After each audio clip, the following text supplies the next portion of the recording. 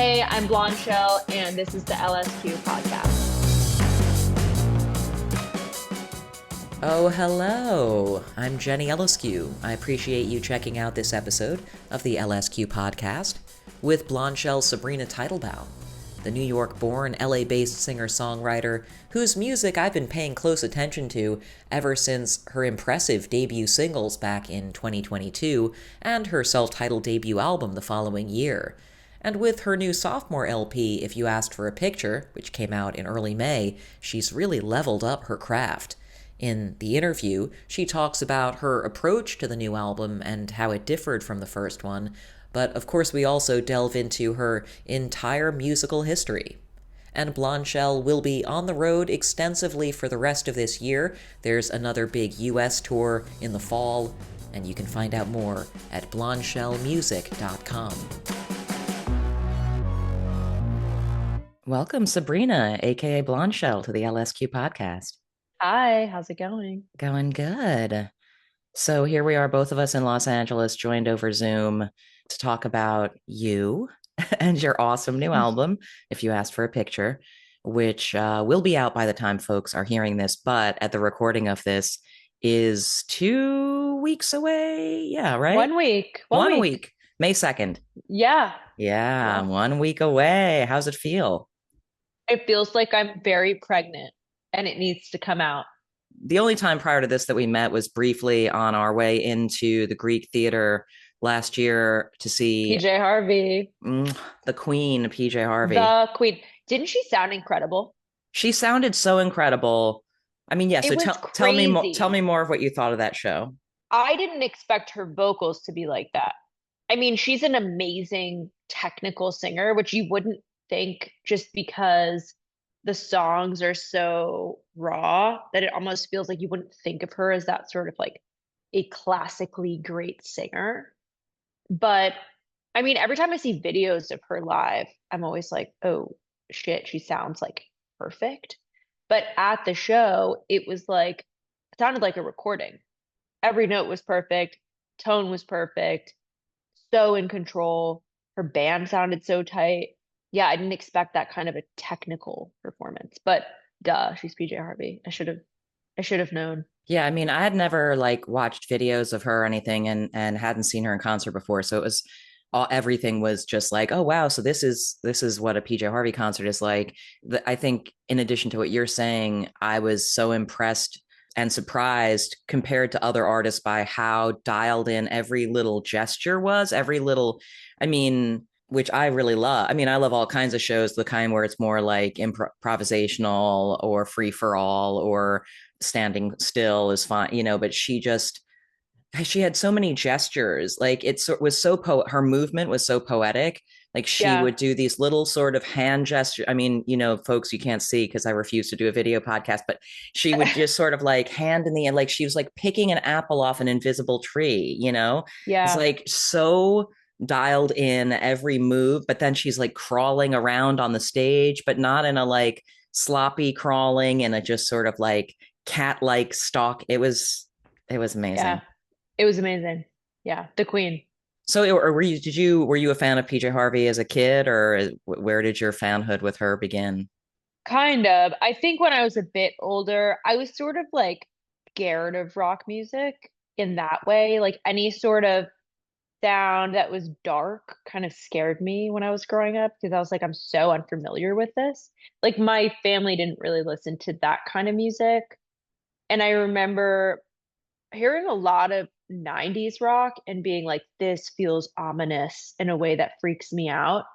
And I kind of like put it down for a really long time. And then probably in high school, college, that kind of age, I started getting more into it and I started to fall in love with PJ Harvey and I've been a fan for a while. So, what was the first music that you loved as a kid? Classic rock that my parents listened to, like David Bowie and the Rolling Stones and kind of the Beatles. Like, I was a big Beatles person as a kid, and then I sort of stopped listening to them for a long time. But just really like my family's not big music people. They love what they love, but they're not like searching for new music. So it was just like a lot of classic rock hits. And then I really fell in love with the Rolling Stones. That was like my whole childhood and their discography and just everything about them was like such a big deal for me growing up. And then probably when I was like 12, 13, I was like, okay, I need to go find my own music. What are some of your earliest memories or the what stands out to you most when you think about like connecting personally with the Stones music? Like, is there a song or an album or an environment you would have been in that still kind of is a vivid memory?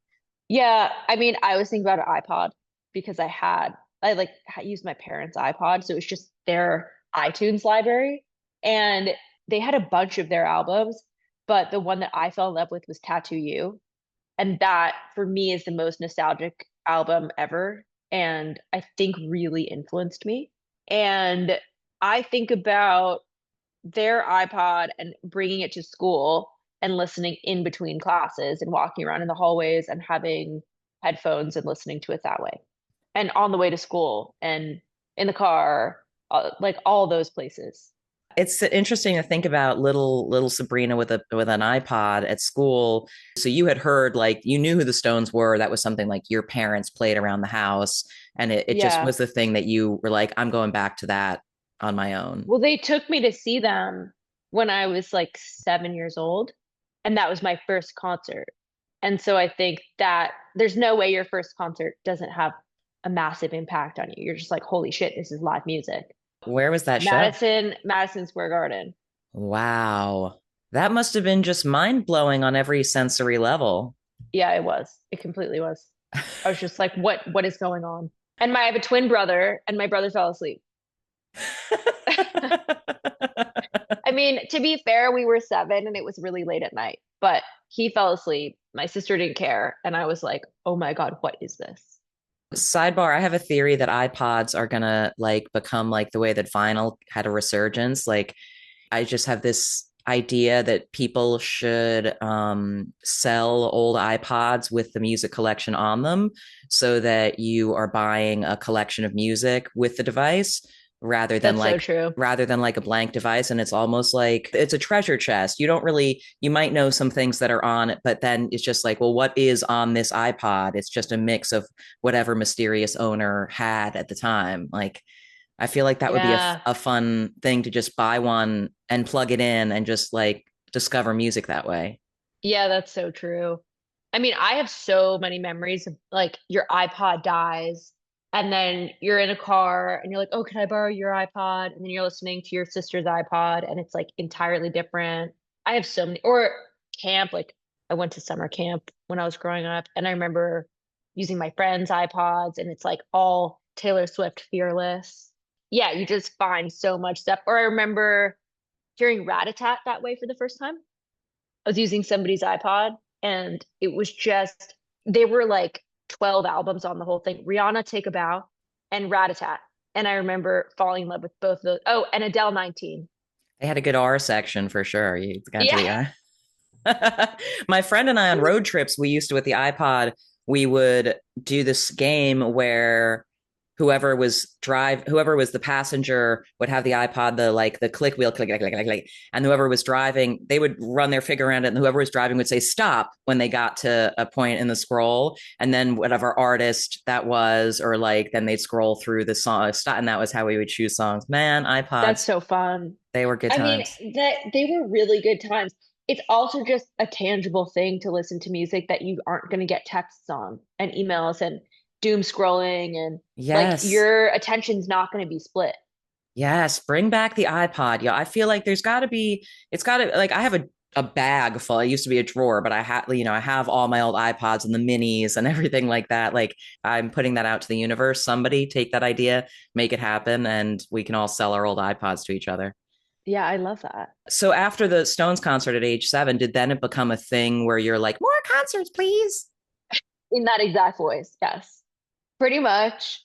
They took us to it was always like big shows. They weren't small shows, people. And then, I mean, I lived in New York City. So when I got older, it wasn't like I have to have my parents drive me somewhere to take me to a show. It's like, oh, we can pay $18 and go see the Black Keys at Hammerstein Ballroom or like go to Terminal 5. And I remember going with all my friends to Terminal 5 to see Haim on their first album. First album, Nice. second album? I don't know. It was like when I was a junior in high school or something, and we went and saw Haim.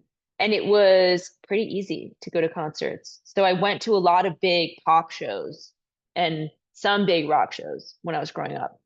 Like I saw Cher and I saw Madonna and I saw the Black Eyed Peas, like big shows. And then when I got older and started finding bands that I liked, I would go to smaller venues in New York. Right. So what was the beginning of that? What were some of the first smaller bands that you discovered and kind of began to define your taste? I think like one of the ways that I found music that I really loved was through TV shows.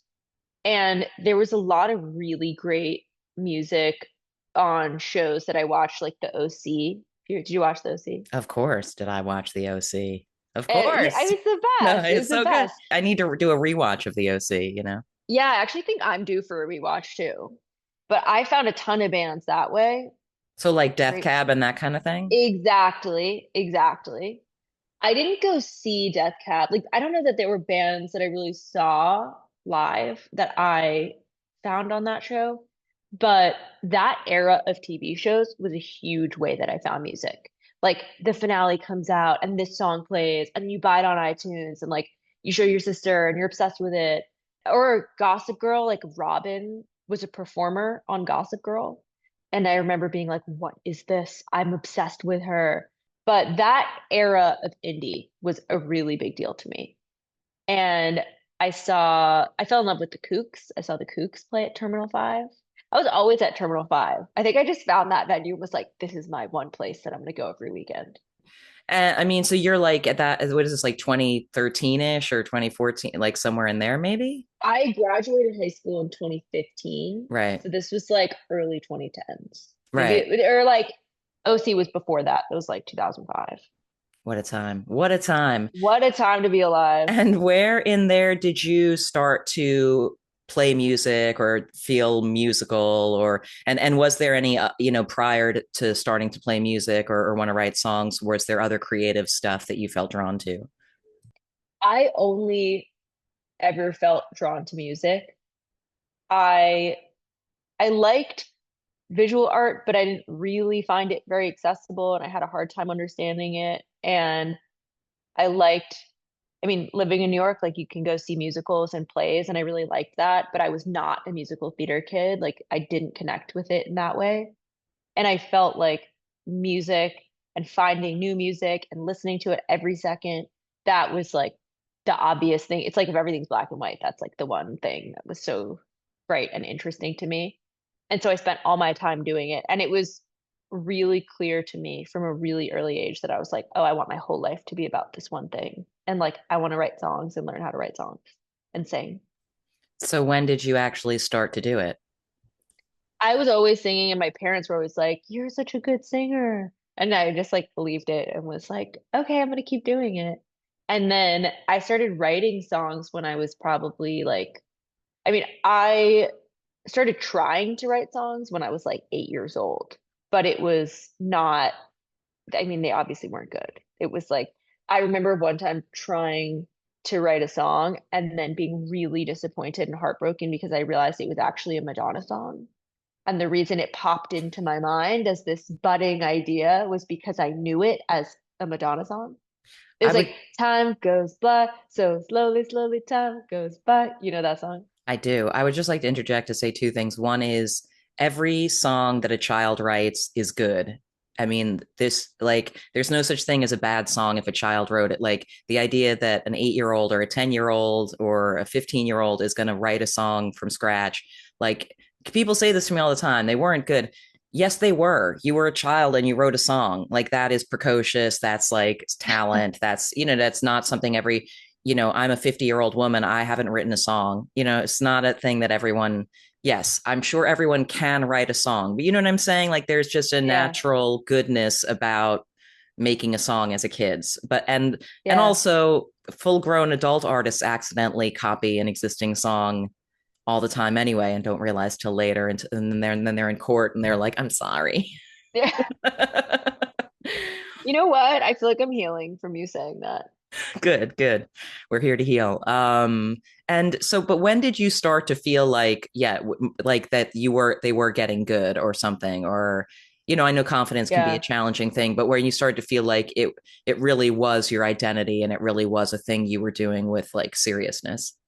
So when I was really little, I felt like I was writing because I loved other people. My dog's tail is right there.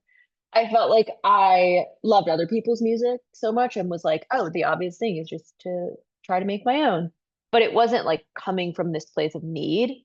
And then I had really bad OCD as a kid, like really bad visible tics. And it was a huge, huge challenge and like interfered with school. And it was a really big part of my life.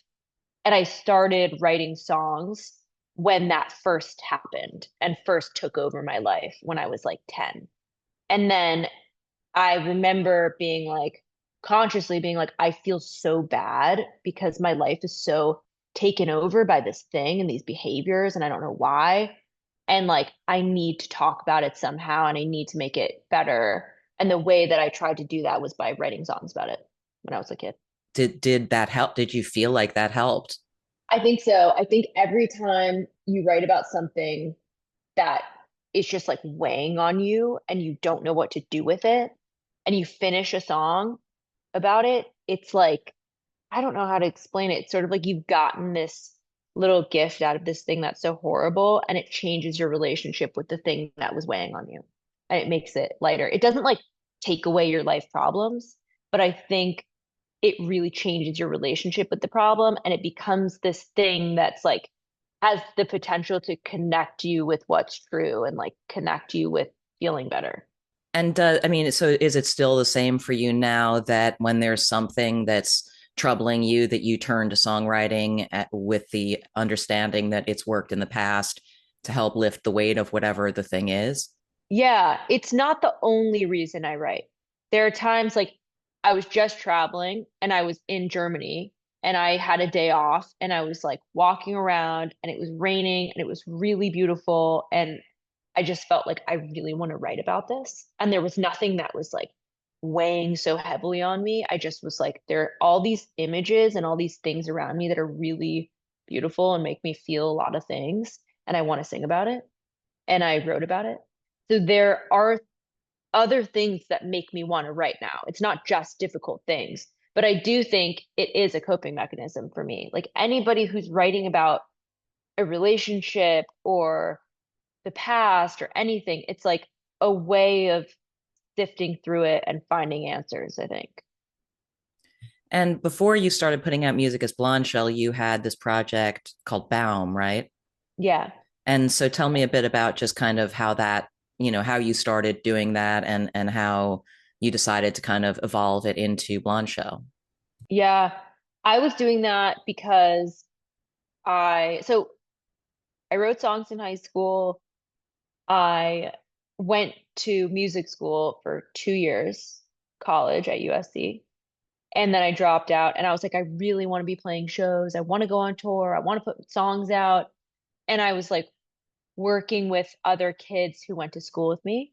And like there were kids who were there to learn how to be producers and learn how to be songwriters and all these things. And so I was just working with other people and felt like I really want to put music out.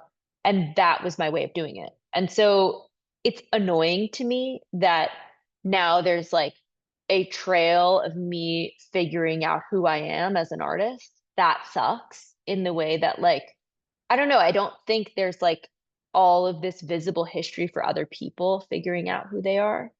And so it's like can be difficult, but yeah, that was just my way of like I want to start. I want to start playing shows. I want to start putting songs out. Yeah, I mean, it's interesting what you're saying about the trail of, it's like you were doing it with enough commitment and like a sort of professional level of like your project had a name, you had enough recordings to like put on the internet or to make their way to the platforms of the day where at a certain point you'd be like, I don't want those on there anymore. at the time it was like a good thing that you were like, no, this is my project. I'm doing it for real. I'm Yeah. putting out music in different generations where the technology was different. Like it just stuff would disappear if you made a 7 inch and it went out of print or, whatever. It's just like, yeah. But But it's how, kind of nice in a way to like, I don't know. It's like I wish that could all be my choice, like what people can know and see. But it's also like, of course, I was 18 at one point and I was 19 at one point and 17 and writing songs. And it's just like, that's just obviously a part of life. Like, if you're an artist, it doesn't just happen to you. You don't just like all of a sudden get given all this stuff and this like way of writing music and your style and your choices. Like, that happens because you spend many years trying to figure out what's true to you. It took me a while. what are some of the aspects of that earlier stuff though that you feel like are still that you retain as a part of your signature or your approach? I think whenever I've ever written music my whole life, it's just like there's no barrier between the music and how I write and who I am in my personal life. Like, it's all just me. And so it's not like there's a couple of things I could point to, like, oh, I do this thing with chords, or oh, this melody thing. It's like it's all just it's the same person. So it's like under really different production choices and different vocal style and things like that. Underneath all of that, it's still just me. So the way that I talk about things or what I was willing to talk about, like, it's all the same person. And then, similar question with going in between the first Blondshell album and this new one, were there things that reflecting on the first album that you thought, I want to refine what I'm doing in this or that way? Yeah, I think with the first album, I felt so proud of my songs for the first time. I felt like I'm not looking for somebody else to tell me they're good. I feel like they're good. I like them. And I was sort of scared that like the days would be limited where I felt that way. And so I didn't want to go back and even look at them and edit them. I was like, they just exist and I'm going to record them quickly and I'm going to put them out quickly and that's done. And this time I felt more like I will continue to write songs. And so I can have the freedom to go in and edit. And so I really like just did more. There was just a lot more editing and there was more production. Like, there's different instrumentation that I wouldn't have been willing to try because I didn't want to try anything different on the first album. I just feel like I had the option to make it more expansive because I believed in myself more. How does your songwriting process generally work? Like, is it sort of taking down notes when lyrical ideas come to you and matching those with melodies, or just sitting there with a guitar and just sort of waiting for the thing to come down from the PJ Harvey apple tree? Yeah. I just write when I feel like I really can, and I kind of wait for that to happen. I usually get songs in batches where I won't write for months, and then I'll feel like, oh, I really want to write, and I'll get like three songs in a couple days or like in a week, and then that'll happen again and again. It's usually, oh, there's this thing I'm thinking about, or this person I'm thinking about that I want to write about, or there's this image that I want to write about, and then I'll just like sit down and chords, melody, and lyrics kind of all happen at the same time. But it can be different. Like, I also started doing this thing in the last couple years where I have a notes app, and then if I hear phrases that I really like that really stick out to me, or like I read some phrase or I see something, like I'll put it in my notes app and then I'll like have that to draw from. Your lyrics are so candid, and I wonder if there's anything that you consider to be sort of off limits to write about, like autobiographically. Nothing. There's nothing off limits. There are things that I don't want to talk about candidly with people, and there's things I don't want to talk about face to face with anybody. But in the songs, there's never anything that I wouldn't talk about. That's the whole point to me.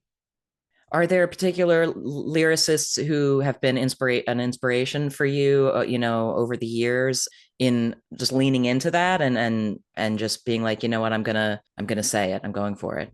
it changes all the time. One of my favorite lyricists and favorite writers of all time is Fiona Apple. I think she's just one of the best lyricists ever. Yeah, I feel like that's always kind of in the air for me. And then I listened when Blonde came out, Frank Ocean, that had a huge impact on me. And the way that he writes and his melodies and the way he delivers things vocally, that had a really, really big impact on me. And that was one of those albums that I listened to most days for like many years. What's your favorite Fiona Apple album? When the Pawn. And my friend just did this like pitchfork perfect 10 thing where she was talking about it and she was talking about specific lyrics and why it's so beautiful. And it was like, I watched it and I was just like, every time you talk to somebody about that album, you learn stuff about it and you learn why she's such a genius. But I've been seeing all these videos of her on TikTok talking about what it's like to be an artist. And it's one of those people that you just like learn so much just life stuff from seeing those videos of. And there was something I saw where I guess she was doing a live stream and people were asking her questions. And someone said, "Did you ever meet Elliott Smith?"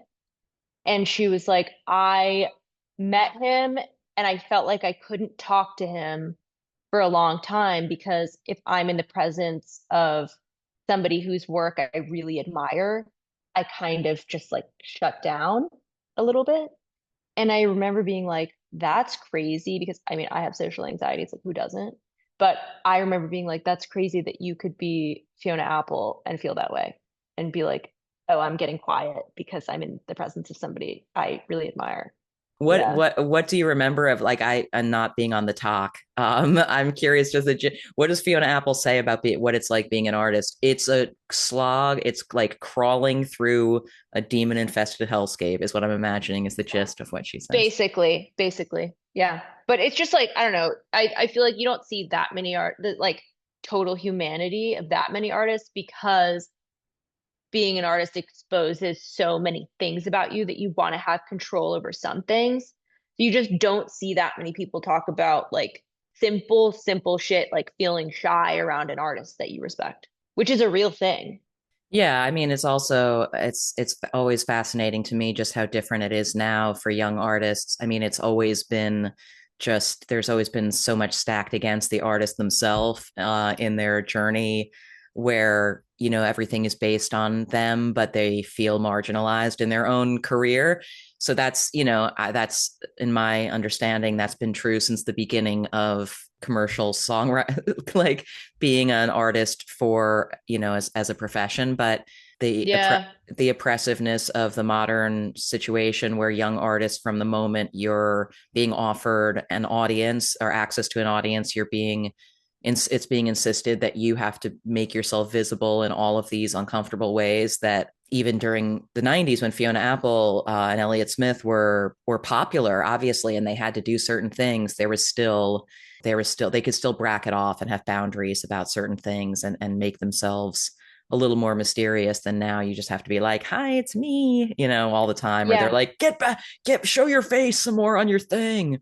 I know. I know. That's why I really love albums that have sort of that theme of what it's like to live the life of an artist. Like I really love Charlie XCX. I have been a fan for a really long time. Like I just love her.